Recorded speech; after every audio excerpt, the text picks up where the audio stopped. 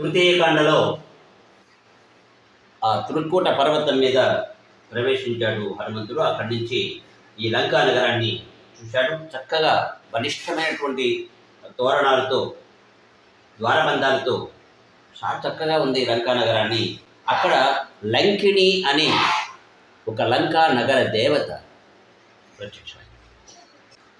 ముందు లంకినే అడిగింది, కష్టం కేనచ కార్యేణ ఇహ ప్రాప్తో వనాలయ కథయస్వేహ తత్వం యావత్ ప్రాణం ధరితే. ఎవరయా నువ్వు? వనచర, ఇక్కడికి వచ్చావు, బ్రతకాలని ఉందా నీకు? బ్రతకాలంటే ఇక్కడ రాకూడదు. మేమేమనుకుంటాం, రావణాసురుని అనుచరుడు, రావణుడు లంకకి పరిపాలిస్తున్నటువంటి వాడు మేము. కనుక నువ్వు బ్రతకాలంటే ఇక్కడ రాకూడదు, వెంటనే పో అని చెప్పి. వికృతమైన కళ్ళు కలిగినటువంటి దాని ఎవరు నువ్వు అడిగాడు. అయితే చెప్తుంది, అహం రాక్షసరాజస్య రావణస్య మహాత్మన ప్రతిజ్ఞాప ఆజ్ఞా ప్రతీక్ష దుర్దర్శ రక్షామి నగరే వివా. అటువంటి యొక్క రావణాసురుని యొక్క ఆజ్ఞ అనుసరించి లంకా నగరాన్ని పరిపాలిస్తున్నాను.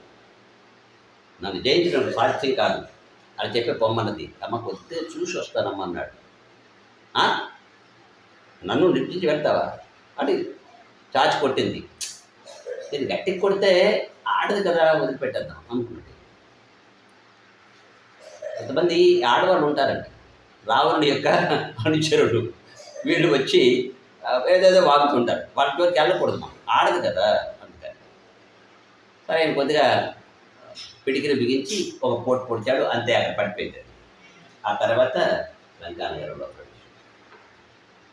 రాక్షసాం చైవ సర్వేషాం వినాశముపాగతః తత్ప్రవిశ్య హరిశ్రేష్ఠ పురీం రావణ పాలితాం విదత్స్వ సర్వకార్యాణి యాని యానీహ మంజసి ప్రవిశ్య శాపోపహతాం హరీశ్వర శుభాం పురీం రాక్షసముఖ్య పాలితాం యదృచ్ఛయా త్వం జనకాత్మజాం సతీం విమార్గ సర్వత్ర గతో యథా సుఖం.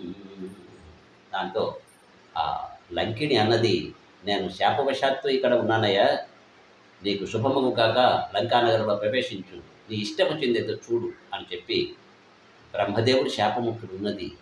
ఎప్పుడైతే ఈ లంకిని జయించబడుతుందో అప్పుడే లంకానగరానికి చేటు వస్తుంది అని. రావణాసుర అనుచరుడైనటువంటి వాళ్ళ ముఖ్యమైనది లంకిని. దీనిని జయించిన తర్వాత లోపల ప్రవేశించాడు.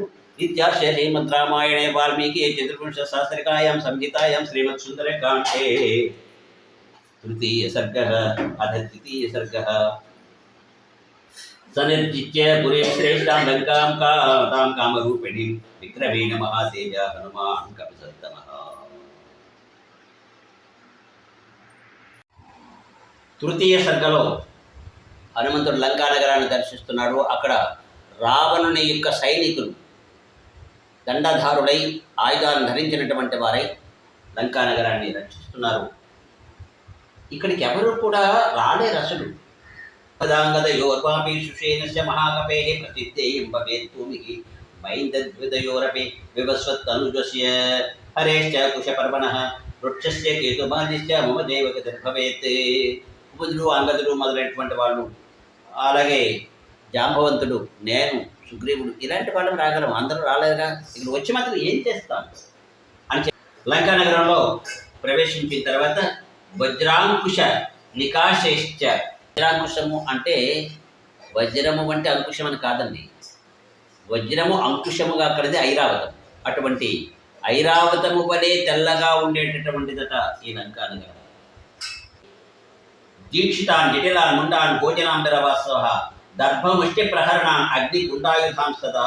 చాలామంది ఈ రాక్షసులు అంటే బ్రాహ్మణుడు భోజనమును అంబరముగా ధరించినటువంటి వారు గోవుడి యొక్క చర్మాన్ని వస్త్రముగా ధరించి దర్భలు చేతిలో పట్టుకొని ముండనము చేసుకొని మంత్రానుష్ఠానములు చేస్తూ హోమములు చేస్తూ అగ్నిగుండముల యందు అనేకమైనటువంటి అభిచార మంత్రముల ద్వారా శక్తిని పొందినటువంటి వారట.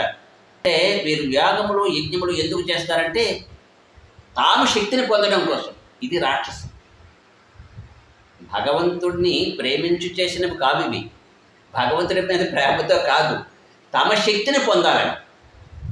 అంటే ఆనాడు రాక్షసుని లంకానగరంలో ఇలాంటివి చేసేవారట. అవన్నీ కూడా రాక్షసులు చేసే పనులు. అదేదో గొప్ప అనుకో. సఖే మజాంబూ నద చక్రపాలం మహార్హ భుక్తా మణిపూషితాంతం పరాధ్య కారా గురుచందనాక్తం రావణాంతఃపురమావేశ. ఆ రావణాంతఃపురము బాగా కాల్చబడి శుద్ధి చేయబడిన బంగారము వలె విలసిల్లుతుంది. ఆ లోపల భాగమంతా కూడా అమూల్యమైనటువంటి రత్నాభరణముల చేత అలంకరించబడి ఉన్నది. చందనము, అగరు మొదలైనటువంటి శ్రేష్టమైనటువంటి సువాసనలు వెదజల్లుతూ ఉన్నది. అటువంటి లంకానగరంలో అడుగుపెట్టాడు హనుమంతుడు. ఇది చతుర్థ సర్గ. ఇత్యార్షే శ్రీమద్ రామాయణే ఆదికావ్యే వాల్మీకి చతుర్వింశ శాస్త్రికాయాం సంహితాయాం శ్రీమద్ సుందరకాండే చతుర్థ సర్గః. అథ పంచమ సర్గః. తతస్సమత్యం గతం శమంతం జ్యోత్స్నాభితానం మహదుద్యమంతం దదర్శ ధీమాన్ దివిమానమంతం కోష్టే వృషం మత్తమివ భ్రమంతం. ఈ పంచమ సర్గ చాలా అద్భుతంగా ఉంటుందండి, అందముగా ఉంటుంది. ఈ శ్లోకములన్నీ కూడా